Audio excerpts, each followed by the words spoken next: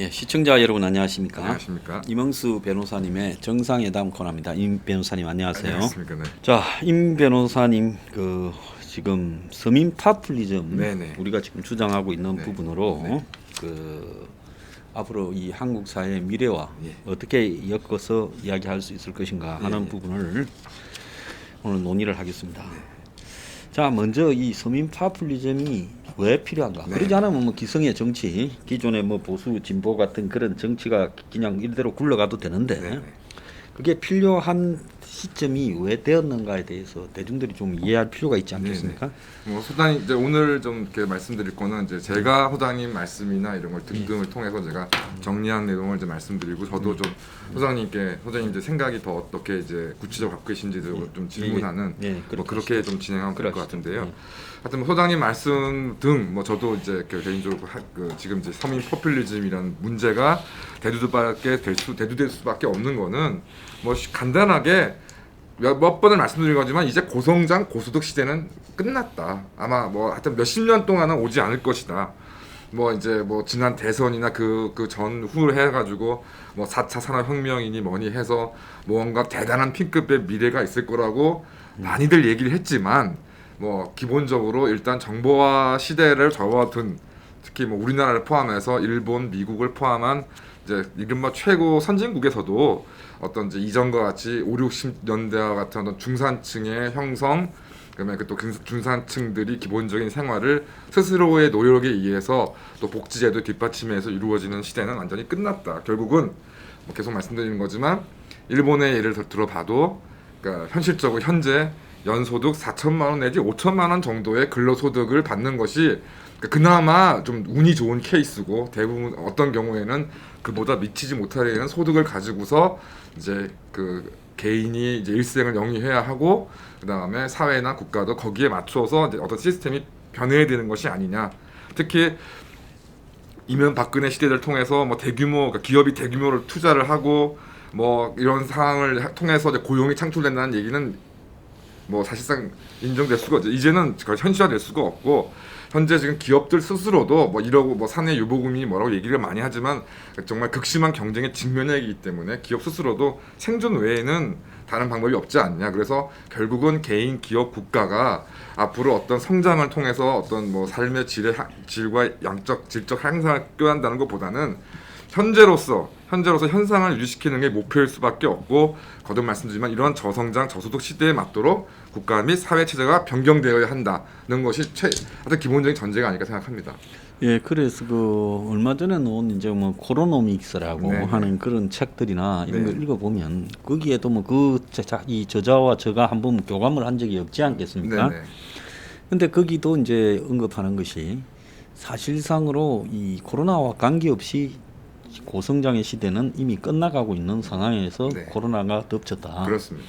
그래서 코로나가 경제적으로는 이제 세계적인 이 대규모 무역 이 있던 이런 시대, 다국적 기업의 시대 이런 거는 끝나고 내수나 기껏해야 이웃 나라들하고의 좀 관계 이런 부분이 강화되는 그런 경제로 중점이 틀어질 거다. 그리고 이제 성장의 시대가 끝나서 각 나라의 이 정치 사회적인 어떤 틀들이 굉장히 좀 소란이 심해질 거고 그 속에서 이제 정치적인 어떤 변화들도 막 생겨 나올 거다 이렇게 보고 있어요. 네. 대략요. 그래서 누구나 상식으로 지금 이해관계가 없이 현 시대를 바라보면 이런 시대로 가고 있다 이제 이렇게 봐야 되는데. 네. 일본이 이제 91년에 이제 본격적으로 거품이 꺼지는 사태가 발생을 해가지고 네네. 이제 20년이라 했는데 그러면 20년이 지나고 성장을 했느냐? 그럼 일본이 20년이 지났으면 그게 2011년이잖아요. 그렇습니다. 고이즈미 개혁이고 네네. 그다음에 지금 일본에 이제 고이즈미가 일본의 최고로 이 장악력이 강한 총리인 줄 알았는데 그보다 강한 아베가 네. 지금 나타났는데. 아베가 지금 2012년에 박근혜 전 대통령 집권 직전에 했잖아요. 네, 그렇습니다. 지금 한 8년이 넘도록 통치를 하고 있는데 일본에서도 역시 뭐 경제가 좋아진다 이렇게 봤지만은 지금 똑같은 현상으로 가고 있거든요. 네, 그렇습니다. 그래서 이제 세계는 점점 그 저성장이 일반화되고 코로나로 인한 충격을 논외로 하더라도 또 코로나 충격으로 이 충격이 10년 이상 간다 그러고 그러면 이제 디플레이션이 이제 거의 기본이 되고 그 속에서 이제 양극화는 훨씬 더 심화되어서 국민 다수가 이제 이 디플레이션 시대에서 저소득층이 되어갈 가능성이 매우 높은 시대다. 이제 이렇게 기본적으로 세상이 변했다는 겁니다. 네, 네. 그러면 변했으면 변하기 전에 있던 시대에 맞춘 우리의 모든 사회적, 정치적 합의, 법, 제도는 이 변한 시대에 맞춰서 이제 서로 좀 조정을 해야 되지 않겠습니까? 그렇습니다. 근데 이제 한국이 보면 일본에서도 그렇게 보더라고요. 일본이 20년 일본 해가지고 이제 책이 있는데 한국이 이 공급자 측면에서 가격 주도가 너무 강하다는 거죠. 네, 네. 그래서 일본에 비해서 한국이 생필품이 너무 네, 비싸다. 그렇죠. 그래서 이 부분은 아직도 한국 사회에서 이 주요 상품을 공급하는 공급자, 즉 대기업의 역할이 굉장히 강하고 그것도 주로 대기업들이 하지만 유통자의 역할도 강한 상태이다. 그러니까 일본이 한국보다는 그래도 아직 조금은 GDP가 높은데 1인당 물가의 대부분에서 일본이 훨씬 물가가 싸다고 느껴지는 현상이 나타나고 있다. 상대적으로 분명히 좀 싼 것. 예, 예. 그러니까 뭐 그냥 또 패키지 여행으로 다녀오신 분들은 당연히 실감을 못 하시겠지만 뭐 개인 자유 여행을 하셨다거나 아니면 일정 기간 이상 동안 뭐 예. 거주를 하셨다 그러면은 저도 뭐 들리는 얘기로는 그 물가가 원래 높기로 악명 높은 독일의 생필품 가격이 우리나라보다 훨씬 낮다고 예, 하니 지금 그렇게 이야기를 해요. 뭐 미국이나 이런 곳이 이제 뭐 뉴욕과 같은 이제 아주 뭐 금융이나 관광이 중심이 된 그 대도시 지역 외에는 원래 미국의 뭐 중서부 이런 뭐 지방에는 원래 이제 우리나라보다 물가가 쌌다고 제가 알고 있고 미국도 뉴욕에 그 그렇습니다. 외곽에 나와서 아웃렛 같은 데 네, 가면 네, 네, 네. 한국하고는 비교가 안 될 정도로 물가가 싸죠. 네, 네. 예. 그러면 이제 그나마 이제 일본이 아주 고물가로 이런 이제 그 국가 사회가 되어 있었는데 일본도 이제는 뭐 우리나라보다 현재로서 생필품 가격이 낮다. 그러면 이제 무언가 한국도 이제 정말 말씀하신 것처럼 뭐 농민 잘못되어 있다는 네, 거죠. 생산자를 가격이. 보호하는 뭐 이런 정책에서 탈피를 분명히 해야 될 시점이 지금 오고 있다는 예. 생각이 들고 그래서 뭐 예. 이제 변호사님이 이거 말씀을 하시다가 저한테 뭐든 그냥 예, 예. 변호사님하고 사전에 논의한 바는 전혀 예, 예, 없어요. 예. 물어봐 주십시오. 그럼 예. 제가 또 아는 대로 예. 답을 하고 하겠습니다. 그래서 그러니까 제가 볼 때는 그러니까 제일 좀 그러니까 경제 정책에서는 핵심적으로 일단 우선적으로 처리돼야 될 게 이제 뭐 소장님께서 말씀하신 부분이지만 견실한 제조업을 계속적으로 유지할 수 있는 노력을 해야 되지 않느냐. 뭐 이전까지 뭐 금융업은이 뭐 이런 이야기들이 많이 있었는데 지금 뭐 금융 규제가 규제가 완화 금융 규제 완화를 통해서 어떤 것들을 도모한다고 해서 제가 모르겠습니다. 제가 뭐 전문가가 아니어서 제 말이 틀릴 수도 있는데 제가 개인적으로 이렇게 언론 등을 통해 느끼는 거는 이 사모펀드의 폐해만 지금 서민 중산층한테 가중되는 게 아니냐. 그러니까 결국은 이제 금융 산업을 금융 규제를 혁파한다 그래서 결국은 홍콩에서의 그 약식 아주 그냥 그 아주 약식 그런 아주 탈취적인 그런 그 금융 자본주의가 현실됨으로 해서 결과적으로 이제 그 범죄인지 불법인지 탈법인지 알 수 없는 이제 금융의 어떤 그런 불법적인 관행만 지금 나와 있고 또 기본적으로 제가 이렇게 보니까 제 생각에는 뭐 입지라던가 여러 가지 여건상 대한민국이 세계의 금융 허브 기지로 구축이 된다는 건 가능하지도 않고 바람직하지도 않다 이렇게 생각이 듭니다. 그래서 일단은 제조업을 유지하기 위한 노력으로는 이제 말씀하신 것처럼 이제 국내로 들어오거나 아니면 새롭게 어떤 제조업 업체를 이제 만드는 어떤 그런 기업들에게는 최대한 혜택을 주고 거기에 또 가장 중요한 문제가 역시 정치 노동 운동을 철저히 규제하고 제한을 해야 된다는 것이 이제 경제 정책의 우선적인 어떤 부분이라고 생각합니다. 하여튼 이런 것들이 이제 가능하지 않으면 저도 하여튼 이게 지금 현재로서의 지금 대한민국이 유지하고 있는 경제적 수준을 유지할 수 있는 뭐 방법이 거의 유일한 게 아니냐 생각이 좀 듭니다. 그래서 선생님 어떻게 뭐 더 경제 관련해서 더 우선적으로 봐야 될 부분이 어떤 부분이 있다고 생각하십니까? 제가 봤을 때는 이제 아까 그 1번하고도 또 연관되고 이번에 특히 연관이 되는 부분인데 그 한국의 물가가 비싸다. 하는 부분은요. 네. 이게 그 주요 국민들이 생활비에서 주요하게 들어가는 부분이 이제 우리가 보면 통신비, 네네. 그 다음에 이제 교통비라고 불릴 수 있는 뭐 대중교통 말고 예. 기름값이라든지 예. 차량 예. 비용, 그 다음에 이제 우리가 사회복지가 그래도 빈약하니까 사회복지를 대신하기 위한 연금, 민간연금, 사보험, 이 세 가지가 아마 국민들이 집에서 이제 들어가는 비용이 굉장히 높은 분야고, 그 다음에 또 하나가 이제 공산품 구입 가격, 그러니까 집에 있는 뭐 컴퓨터나 TV나 냉장고 같은 거, 뭐 세탁기부터 이제 뭐 공기청정기 이런 거겠죠. 그래서 가전제품, 공산품 이런 건데, 이 네 가지 분야가 우리가 즉 1년에 사용하는 비중이 굉장히 네네. 높은 부분이거든요. 그렇습니다. 요즘 또 보면 전자제품 같은 경우 다시 제 어릴 때는 월부로 했어요. 네네. 집에 월부 텔레비 팔로 다니는 네네네. 사람이 있어가 네네. 그 사람하고 계약하면 다음날 텔레비 갖다 놓고 그렇습니다. 그리고 매달 이제 돈 받으러 오면 텔레비 값 주는 식으로 네, 예, 그렇게 했거든요. 예, 예. 근데 요즘 홈쇼핑 같은 데서 보니까 뭐 냉장고가 무슨 뭐 셰프 뭐 이런 냉장고가 보니까 꼭 1,000만 원 정도 하더라고요. 그 모양 뭐 삐까뻔쩍한 거 있지 않습니까? 네네네. 또 LG 같은 데서 내는 그 아주 좀 모양 좋은 전자제품 네. 그런 게 다 가격이 어마어마한데 그거를 갖다가 이 월부처럼 월부죠 뭐. 그렇게 팔더라고요. 예, 예. 그래서 이제 할부제로. 네네. 그래서 아 다시 월부의 시대가 돼 가는구나 했는데 문제는 그 가격들이 어마어마해요. 네. 공산품의 가격이. 네네. 그다음에 우리가 지금 젊은 사람들이 좀 빠른 사람들은 아마존 같은 데에서 이제 해외에 직구하지 않습니까? 네네. 그러면 뭐 TV 스펙이 조금은 다릅니다만 어쨌든 전체적으로 유사한 TV가 한 60% 가격 정도로는 충분히 사거든요. 네네. 미국에서 다시 배달시켜서 네네. 오는데 한국 텔레비를 네네. 미국에서 만드는 것도 아닐 거 아닙니까? 네 그렇습니다. 제3지역에서 만들어서 미국 갖다 놓은 게 다시 주문하면 한국으로 오는 거 아니겠습니까? 그래서 비용을 경비를 넣고도 굉장히 싸요. 30-40% 이상은 싸요. TV나 이런 게 대형 TV 있지 않습니까? 네네. 비쌀수록 싸더라고. 네. 그래서 한국의 공산품 가격이 독과점에 의한 담합으로 굉장히 비싸게 책정돼 있는 거 아니냐. 네네. 제가 그 의문합니다. 특히 스마트폰. 네네. 이거는 2년마다 집에 4명이 만약에 있다면 2년에 2대씩은 바뀌는 거예요. 네.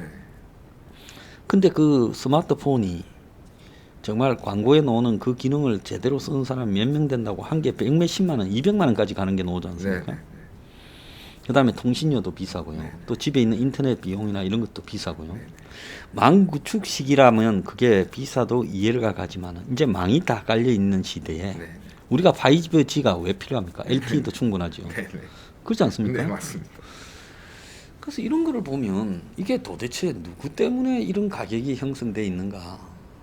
저는 독과점의 비용이 너무 비싸다 봐요. 네네. 그래서 이 독과점은 대부분 제가 말씀드린 4가지 종류의 독과점, 통신 관련되는 네. 전화기나 통신 요금, 네. 인터넷 요금, 네. 그 다음에 이 보험 관련, 네. 또 차량이나 기름값, 네. 그 다음에 전자제품, 대충 이 정도겠죠. 네, 집에서. 그렇습니다. 네네. 예. 그래서 아마 1년에 여기에 들어가는 비용을 갖다가 계산을 해보면 굉장히 많을 거라고 보고 있습니다. 그렇습니다. 그래서 이런 비용들이 인하되어져야 된다라는 부분이고요. 네. 그래서 이게 인하 안 되는 부분은 이 독과점에 의한 담합에다가 그 다음에 그 가격 부분에 대해서 우리가 어릴 때만 해도 주요 공산품 가격을 정부가 통제를 했지 않습니까? 그렇습니다. 그래서 얼마로 올리라고 대충 인상도 허가해주고. 네네. 근데 지금은 이제 뭐 몇 개 회사만 담합하면 가격을 얼마든지 올릴 수 있고 또 신품종인 것처럼 해서 가격을 올리는 게 거의 자연스러워졌잖아요. 네네. 그 TV도 뭐 그냥 TV인데 모양 디자인만 좀 이쁘게 바꿔갖고는 가격이 비싸지 않습니까? 그렇습니다. 그래서 이런 부분도 경제정책에 독과점에 의한 담합의 폐해, 즉 유통계획이 안 되고 있고 한국에는 여전히 기득권 독과점이 대기업 독과점 형태가 강하다는 거죠. 네.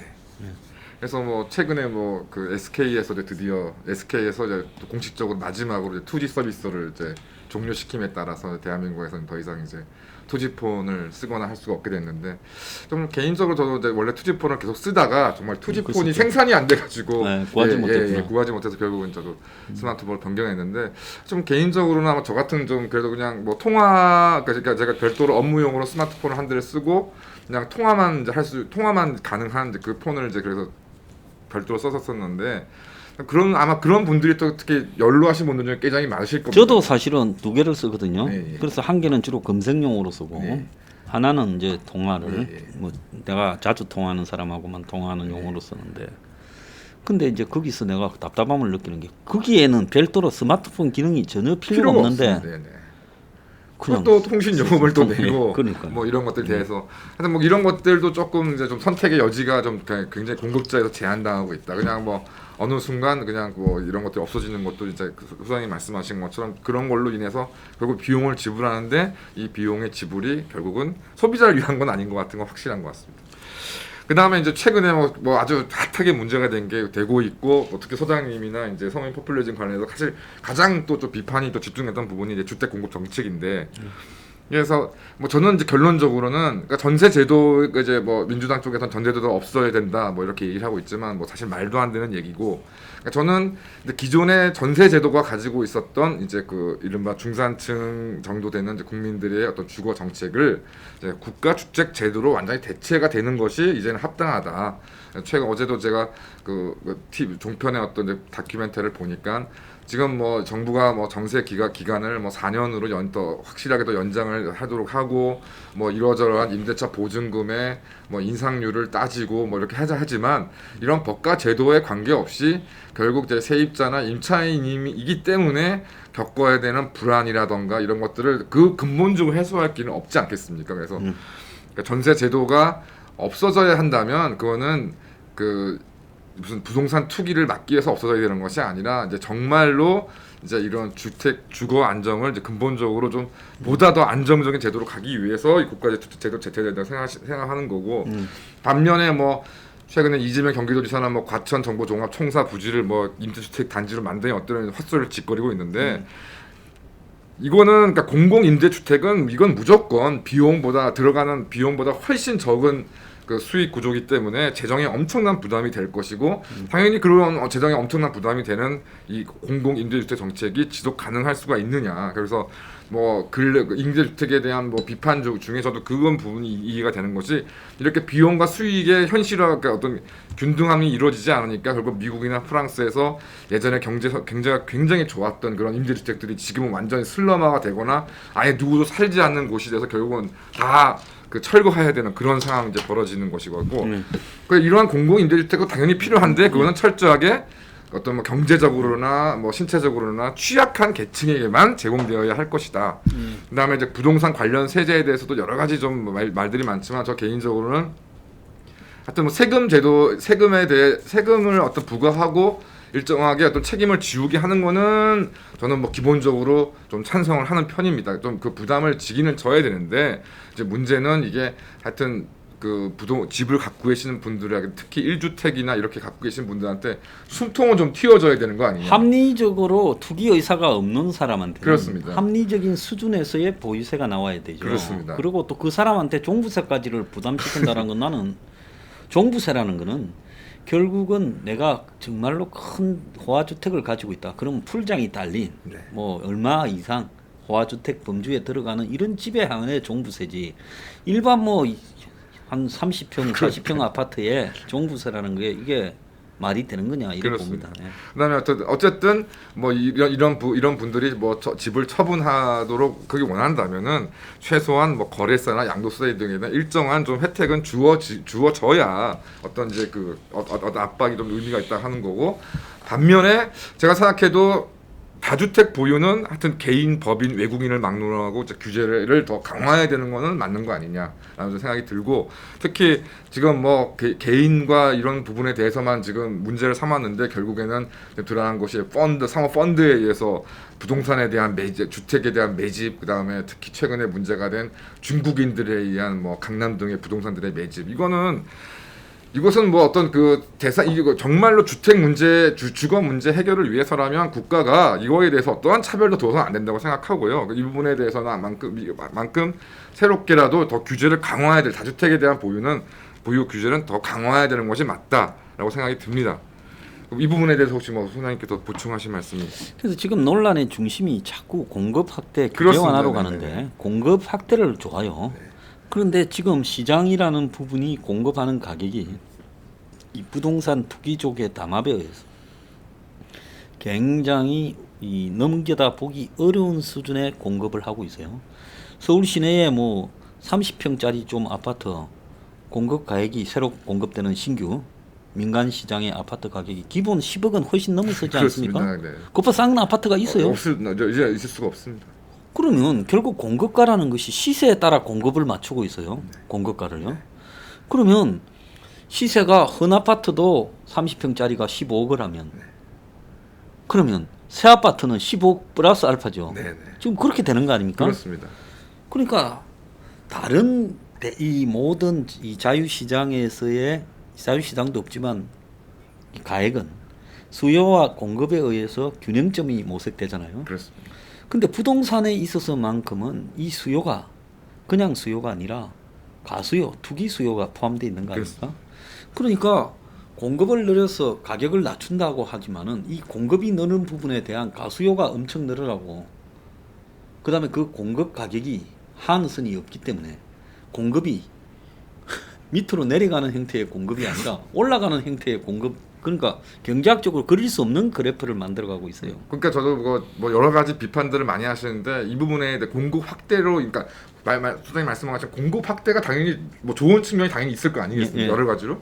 근데 이제 문제는 이 그 공급 확대가 주택 가격 안정이라고 연결 지어질 수가 없는 것이, 말씀하신 것처럼 이게 공급 확대를 통해서 이제 가격이 안정되려면 실수요자를 충족시켜줘야 되는데, 지금 말씀하신 것처럼 지금 서울을 기준으로 했을 때 무조건 지금 신규 아파트들은 30평대 기준으로 무조건 10억 이상이 넘어가게 되니, 그럼 그 10억을 예를 들어서 현재 같은 상황에서 그 실수요만을 가지고서 그 수요가 충족되는 것이 아니라, 그러니까 물론 현재 내가 집이 없지만 어떤 내가 그 소득이나 이런 부분에 대해서 10억 이상을 내가 부담할 능력을 무리하게 동원했을 때는 겉으로는 실수요자처럼 보이지만 사실 심지어 동기에는 당연히 투기 수요도 포함이 돼 있다고 저도 생각하거든요. 예, 그 사람이 실제로 아파트가 없는 사람이 샀다 하더라도 그 사람이 사는 가격이 합리적 시간 가격이 아니라 그렇습니다. 오를 부분을 예상하고 그렇습니다. 무리한 투기적인 수요, 즉 노름에서 돈을 딸 거라 생각하고 여기저기 다녀서 돈 돈을 필요화가 뺏기는 그냥 눈이 뒤집혀서 배팅하는 거하고 같은 이치거든요. 그렇습니다. 그래서 주말에 보면 중앙선대위에 뭐 홍대 뭐 건축학과 교수가 무슨 뭐 월세 사회로 뭐 젊은이들을 뭐 다 이렇게 도태시키느냐 이래 놓고는 결론은 공급 확대, 그리고 숫자를 늘려야죠. 공급해야 된다. 그리고 또 이병태 교수입니까? 또 조선일보에 또 뭐 그래서 나왔는데 그것도 공급 확대요. 규제 완화. 그럼 규제 완화하고 공급 확대를 해주면 그 사람들이 실제 원가를 정말 이 시장 가격 수준이라는 건 다수의 사람들이 구매할 수 있는 수준의 그렇습니다. 가격으로 공급하느냐. 그게 아니라 그 이상으로 때리지 않습니까? 그러니까 결국은 투기 수요가 이 상품에는, 주택이라는 상품에는 특별하게 붙어 있어서 공급을 하더라도 그 공급이 투기자들에게 들어가기 때문에 결국은 하한 가격이 정해진 채 투기적으로 지금 매수가 되고 있어요. 그러니까 어떤 물이 귀한데 물을 갖다가 공급하는데 그렇습니다. 물을 작게 이렇게 이제 공급을 하고 물에 대해서 정부가 손을 놓고 너희끼리 맞춰서 알아서 공급하라면 살 사람이 많고 물은 귀하면 금값이 될 거예요. 그렇습니다. 똑같은 이치로 지금 부동산이 가고 맞는 있거든요. 말씀이십니다. 그래서 이거 공급 확대가 무한으로 안 된다는 것도 또 이 사람들이 너무 잘 알고 있어요. 그렇습니다. 민간에서 공급하는 게. 그렇기 때문에 저는 공급을 확대하는데 그 가격이 얼마냐라는 걸 지적하고 싶은 거예요. 그러면 집이 없는 사람들, 국민의 한 60%쯤 된다고 보면 그 사람들이 살 수 있는 공급 확대라 해서 시장 가격은 집이 한 채에 보통 뭐 2억, 3억 선이 맥시멈 수준이라고. 근데 그 3배 이상의 가격으로 공급이 되는데 그 사람들이 이게 무슨 의미가 있겠느냐. 그래서 이제 국가적 주택 공급을 하는데, 미국에는 보면 많은 사람들이 착각하고 있는데 금융위기 때 난리가 났던 이 부동산 모기지론 회사 중에 하나가, 그러니까 이 부동산 신용 이 보증 회사 중에 하나는 이 프레디메이고 하나는 페니메이거든요. 네네네. 이 두 개가 연방 의회에서, 미국 의회에서 이 두 개를 갖다가 루즈벨트 시절에 네네네. 서민들 대공황 시대에 집을 갖기 위해서 일정하게 돈을 대줘라. 그래서 이게 이제 그 이후에 상장되어 민영화됐지만은 여전히 연방법에 통제가 되고 있기 때문에 네네. 민영회사라 이렇게 봐야 되거든요. 그래서 미국에 보면 2년치에 세금 낸 실적을 갖고 이 회사를 찾아갑니다. 그러니까 페니메이하고 그다음 프레디맥에 찾아가면 그 회사에서 이제 2년치 소득을 보는 거예요. 그러면 당신은 이걸로 구입할 수 있는 아파트에서는 몇십만 달러짜리다. 네네. 이렇게 이제 가이드라인을 제시를 해줍니다. 그럼 이 사람은 이제 부동산 등과 조율을 해서 자기가 일하는 직장 근처에 그런 가격대의 주택을 사서 이제 거기 오면 그쪽에서 이제 허가가 나면 이제 20년 모기지론으로 원리금을 20년에 나눠서 갚게 해주거든요. 근데 미국에 이게 가능한 게 우리가 미국에서 보는 평범한 교회 이 타운하우스 집, 미국은 뭐 주로 교회에다 살지 않습니까? 그 타운하우스 집이 얼마인가 하면 뭐 한 2억 5천. 네네.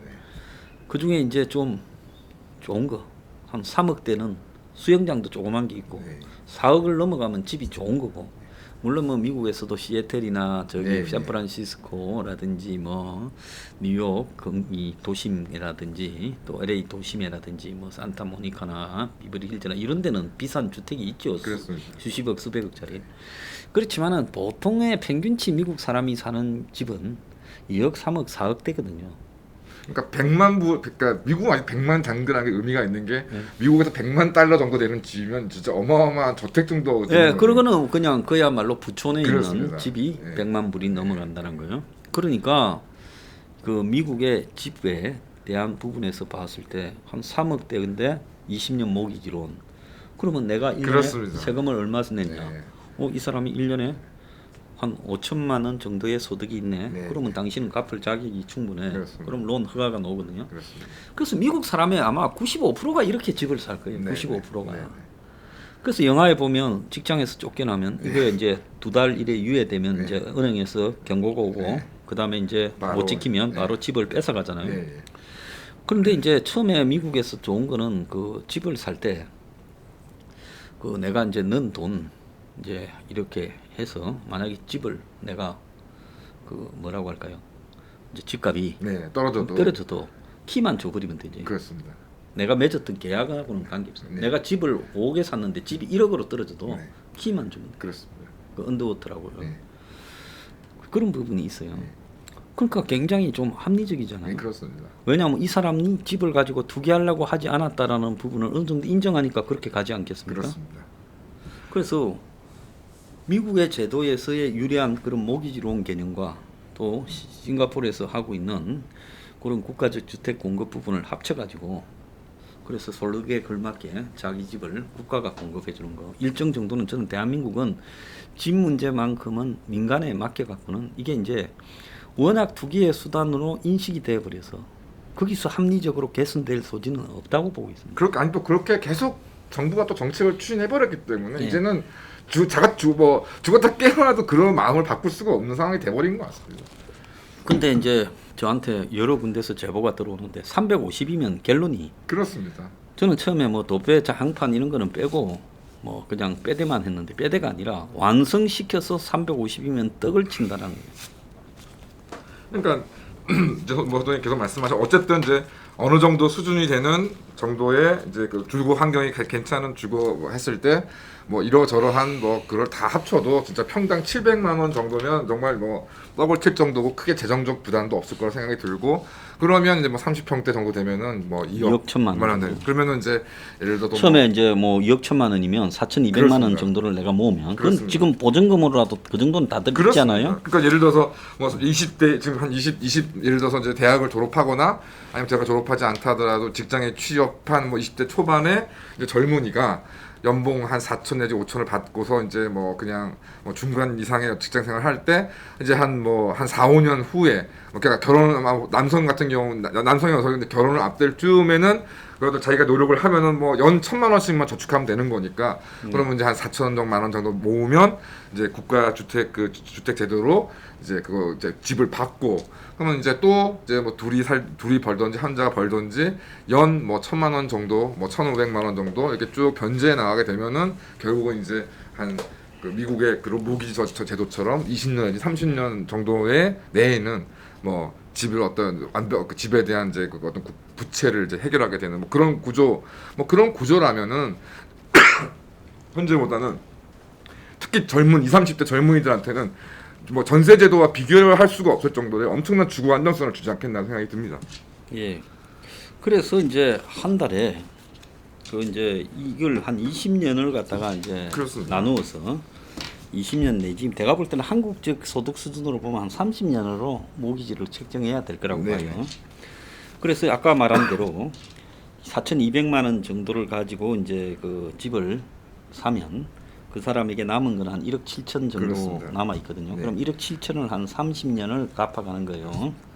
그럼 1억 7천을 한 30년으로 갚아간다면 이제 그 한 10년당 그렇습니다. 한 6천만 원 정도를 그렇습니다. 이제 이렇게 한 해에 600, 5, 600만 원. 한 해는 5, 600. 그럼 한 해 5, 600이라면 이제 올해는 내가 봤을 뭐 때 4, 한 4, 50만 50만 원. 원으로 네, 그렇습니다. 이제 정리가 될 수 있는 그렇죠. 이 저리로 보고 하면 그렇습니다. 그 정도면 그래서 내가 내 집이 먼저 되고 그렇습니다. 그리고 내 집을 내 거로 완성시켜 간다라는 거는 그냥 낭비되어지는 월세하고는 차원이 다르잖아요. 그러니까 이제 다 막 뭐 말씀들 하시는데 이제 그러니까 뭐 물론 이제 이해는 갑니다. 이제 아무래도 자본주의 우리나라 토지나 주택에 대한 완전한 소유권들을 인정해 준 체제니까 아니 그게 뭐 저기 그 남의 땅 위에 집 사와가지고 그게 처분도 마음대로 못 하고 뭐 그게 무슨 의미가 있느냐라고 생각할 수 있는데 그거는 현실적으로 주택을 소유하고 하고 계시는 분들 생각이고 실제로 진짜 20, 30대나 40대도 포함되지만 이게 진짜 뭐 전세 계약 2년 뭐 그게 4년으로 늘어나고 뭐 홍여 뭐 정의당 쪽에서는 뭐 6년 8년을 얘기하고 있는데 그게 아무 의미가 없는 것이요. 그게 6년을 살던 8년을 살던 어쨌든 법적으로 그렇다고 뭐 무한정이라고 하지는 않을 거 아니겠습니까? 그러면 그 기간이 돼서 결국은 이제 그 집을 내가 이사를 해야 되는데 그 사이에 왜곡된 시장이나 이런 등등을 통해서 또 다른 지역이나 같은 지역에 전세 보증금 시대가 확 뛰어 있으면 그때 이제 부딪히는 어떤 진짜 당혹감이라는 거는 이루 말할 수가 없는 것은 명확한 사실이고 어제 말씀드리지만 저는 그러니까 임대주택은 당연히 필요하다. 근데 그 임대주택을 보편적인 주거 정책으로 썼을 때는 절대로 그것은 한 세대도 지속되지 못하는 것이기 때문에 그것은 안 된다. 그러니까 소장님이 말씀하시는 국가주택 제도가 하여튼 여러모로 제일 타당한 제도라 생각하기 때문에 이제 이 부분에 대해서는 좀 지지하지 않을 수 없는 상황입니다. 그래서 이제 이 부분하고 관련해 가지고 저는 그 토지담보부 주택이라고 해가지고 네. 집은 따로 있는 거는 반대. 네네. 한 평이라도 자기 땅은 왜냐? 그래서 제가 700만 원이라 할 때 700만 원에 200만 원 부분을 땅값이라는 부분입니다. 네네. 아까 350이 건가라고 건설비였잖아요. 했죠. 예, 그러니까 건설비가 350이기 때문에 50% 700만 원에 200만 원은 땅값. 그럼 20평이면 내가 땅값이 얼마입니까? 4천만 원이잖아요. 그렇습니다. 그래서 서울 시내 뭐 그냥 평범한 동네에 가면 땅값 한 평당 2천 정도 합니다. 그렇습니다. 그래서 몇 평이라도 땅은 내 거다는 거죠. 네. 평이요. 땅이 있어요. 땅이 있고 그 다음에 나머지 이제 땅이 200이면 550이잖아요. 그렇습니다. 150은 뭐냐? 이자에 대한 장기 모기지 이자에 대한 부분을 미리 좀 내는 거예요. 네. 그러면 예를 들어서 내가 그 이 20평이면 얼마입니까? 3천만 원이죠. 그렇습니다. 그 3천만 원은 나중에 장기로 갈 때 이자 부분이 많이 늘어나지 않고 원금에서 조금만 늘어나되 3천만 원 이자를 내가 미리 냈다. 그렇습니다. 그런 계산이 되는 거죠. 그렇기 때문에 이 이자를 이렇게 높이지 않아도 가능하다는 부분입니다. 그래서 하여튼 거기에 이자, 땅값 다 포함된 거예요. 그래서 하여튼 제 생각에는 또 그러니까 뭐 임대주택 특히 기본소득제 제일 문제점은 그러니까 사실은 많은 사람들이 그렇게 막 국가에 의지해서 무상으로 살기를 바라는 사람 많지 않습니다. 그래도 가급적이면 스스로의 노력을 위해서 성취하면서 살고 싶어하는 사람들이 사실상 대부분인데 그런 저런 봤을 때 영구 임대주택 같이 정말 국가가 모든 재정적 부담을 지고서 개인은 그냥 사실상 무슨 그러니까 수돗물 이용하듯이 이렇게 하는 것은 저는 맞지도 저는 않고 바람직하지 않다고 저도 생각합니다. 작으면 그렇습니다. 저기 10평짜리라도 그렇습니다. 본인의 집으로 하고 네. 본인이 책임지게 가는 부분이 그게 이 우리가 사는 이 사회의 원칙이 돼야 된다 이렇게 생각을 합니다. 네. 자, 3분까지 했는데 지금 시간이 많이 됐는데요. 그럼 2부에서 또 논의를 계속하죠. 예, 마치겠습니다. 안녕하세요.